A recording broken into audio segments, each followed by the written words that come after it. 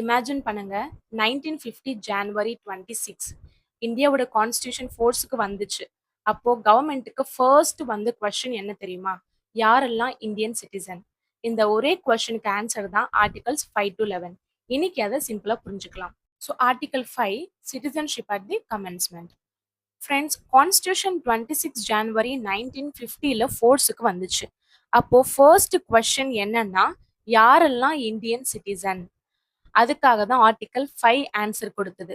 Indian citizen ஆகணும்னா first டொமைசைல் இருக்கணும். அதாவது டொமைசைல்னா இந்தியா தான் என்னோட பெர்மனன்ட் ஹோம், இங்கே தான் நான் பெர்மனன்ட்லி செட்டில் ஆகணும்னு இன்டென்ஷன் இருக்கணும். அது மட்டும் போதாது, இந்த 3 கண்டிஷன்ஸ்ல ஏதாவது ஒன்று சாட்டிஸ்ஃபை பண்ணியிருக்கணும். ஃபர்ஸ்ட் ஒன் இந்தியாவில் பார்ன் ஆயிருக்கணும். செகண்ட் ஒன் இல்லைன்னா அப்பா இல்லை அம்மா இந்தியாவில் பார்ன் ஆயிருக்கணும். இல்லைன்னா கான்ஸ்டியூஷன் ஃபோர்ஸுக்கு வர்றதுக்கு முன்னாடி 5 இயர்ஸ் ஆர்டினரி ரெசிடென்ட்டா இந்தியாவில் இருந்திருக்கணும். ஸோ சிம்பிளா சொன்னா டொமைசைல் பிளஸ் இந்த 3 கண்டிஷன்ஸ்ல ஏதாவது ஒன்று இருந்தா அவங்க இந்தியன் சிட்டிசன் அப்படின்னு இருந்தது. அடுத்து ஆர்டிகல் 6. அதாவது ஓகே, ஆர்டிகல் 5ல இந்தியாக்குள்ள ஆல்ரெடி இருந்தவங்க பத்தி பார்த்தோம். ஆனா பார்ட்டிஷனால பாகிஸ்தான்ல இருந்து இந்தியாவுக்கு நிறைய பேர் வந்தாங்க. அவங்களோட சிட்டிசன்ஷிப் எப்படி டிசைட் பண்றது? அதுக்காக தான் ஆர்டிகல் 6 வந்தது. இங்க 2 சிச்சுவேஷன் இருக்கு. 19 ஜூலை 1948க்கு முன்னாடி இந்தியாவுக்கு வந்தவங்க கான்ஸ்டியூஷனல் கண்டிஷன்ஸை சாட்டிஸ்ஃபை பண்ணா சிட்டிசன் ஆகலாம்.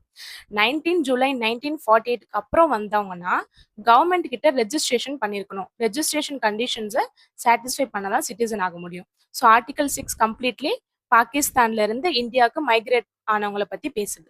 அடுத்து ஆர்டிகல் 7. இப்போ ஆப்போசிட் சுச்சுவேஷன் பார்ப்போம். இந்தியால இருந்து பாகிஸ்தானுக்கு போன பீப்புளுக்கு என்ன ஆச்சு? அதை தான் ஆர்டிகல் 7 சொல்லுது. ஜென்ரலி இந்தியா விட்டு பாகிஸ்தான் போன பீப்புள் இந்தியன் சிட்டிசனா கன்சிடர் பண்ண மாட்டாங்க. ஆனா ஒரு எக்ஸப்ஷன் இருக்கு. பெர்மனன்ட் ரீசெட்டில்மெண்ட் பெர்மிட்டோட திரும்பி இந்தியாவுக்கு வந்தாங்கன்னா கான்ஸ்டியூஷன் ப்ரொவிஷன்ஸ் அப்ளை ஆகும். ஸோ ஆர்டிகல் 7ல முக்கியமான வேர்ட் எக்ஸப்ஷன். ஓகே, இப்போ இந்தியாலயும் பாகிஸ்தான்லயும் இருக்கிறவங்க பத்தி பார்த்தோம். ஆனா ஃபாரின் கண்ட்ரீஸ்ல இந்தியன் ஒரிஜின் பீப்புள் இருந்தா அவங்களுக்கு என்ன? அதை தான் ஆர்டிகல் 8 ஆன்சர் பண்ணுது. இந்தியன் ஒரிஜின் பர்சன் ஃபாரின் கண்ட்ரில இருந்தா இந்தியன் எம்பசி இல்ல கான்சுலேட் மூலமா ரெஜிஸ்ட்ரேஷன் பண்ணலாம். அப்போ கான்ஸ்டியூஷன் ப்ரொவிஷன்ஸ்க்கு சப்ஜெக்டா சிட்டிசன் ஆகலாம்.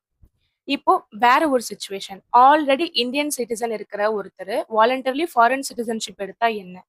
அதை தான் ஆர்டிகல் 9 சொல்லுது. இந்தியா டுவல் சிட்டிசன்ஷிப் வந்து ஃபாலோ பண்ணாது. அதனால ஃபாரின் சிட்டிசன்ஷிப் வாலண்டரியா அக்யூ பண்ணனா இந்தியன் சிட்டிசன்ஷிப் லாக்கு சப்ஜெக்டா இருக்கும். ஸோ சிம்பிளா ஞாபகம் வச்சுக்கோங்க, இந்தியா சிங்கிள் சிட்டிசன்ஷிப் தான் ஃபாலோ பண்ணுது.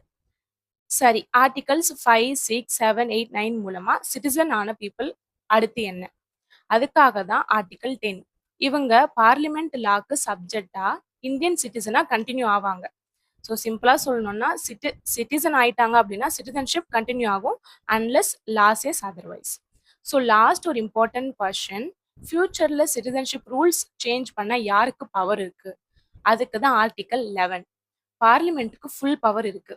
பார்லிமெண்ட் சிட்டிசன்ஷிப் அக்யூர் பண்றது, லாஸ் பண்றது, ரெஜிஸ்ட்ரேஷன், நேச்சுரலைசேஷன் எல்லா ரூல்ஸுமே வந்து டிசைட் பண்ணலாம். ஸோ இந்த பவர் யூஸ் பண்ணி தான் சிட்டிசன்ஷிப் ஆக்ட் 1955 எனாக்ட் பண்ணாங்க. ஸோ நம்ம ஒரு வாட்டி ஃபைனலாக குயிக் ரிவைஸ் பண்ணிடலாம். ஆர்டிகல் 5 வந்து கான்ஸ்டியூஷன் ஸ்டார்ட் ஆன அப்போ இந்தியாவில் யார் சிட்டிசன்? ஆர்டிகல் 6ல பாகிஸ்தான்லேருந்து இந்தியாவுக்கு வந்தவங்க. ஆர்டிகல் 7 இந்தியாவிலேருந்து பாகிஸ்தானுக்கு போனவங்க. ஆர்டிகல் 8 ஃபாரின் கண்ட்ரியில் இந்தியன் ஒரிஜின் பீப்புள். ஆர்டிகல் 9ல இந்தியன் சிட்டிசன் ஃபாரின் சிட்டிசன்ஷிப் எடுத்தா. ஆர்டிகல் 10ல சிட்டிசன் ஆன அப்புறம் என்ன? ஆர்டிகல் 11 ஃபியூச்சர் சிட்டிசன்ஷிப் லாஸ் யார் கிரியேட் பண்ணுவாங்க அப்படின்னு. ஃப்ரெண்ட்ஸ், இதை நம்ம ஒரே லைன்ல ஞாபகம் வச்சுக்கோங்க.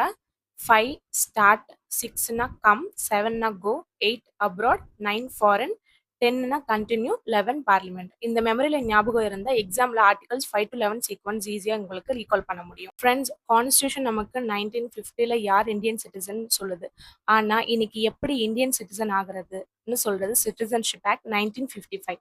அதை நெக்ஸ்ட் வீடியோல கம்ப்ளீட்டா பார்க்க போறோம். ஸோ வீடியோ பிடிச்சிருந்தா லைக் பண்ணுங்க, உங்க ஃப்ரெண்ட்ஸுக்கு கூட ஷேர் பண்ணுங்க, சேனலை சப்ஸ்கிரைப் பண்ணுங்க. See you in the next class. Thank you.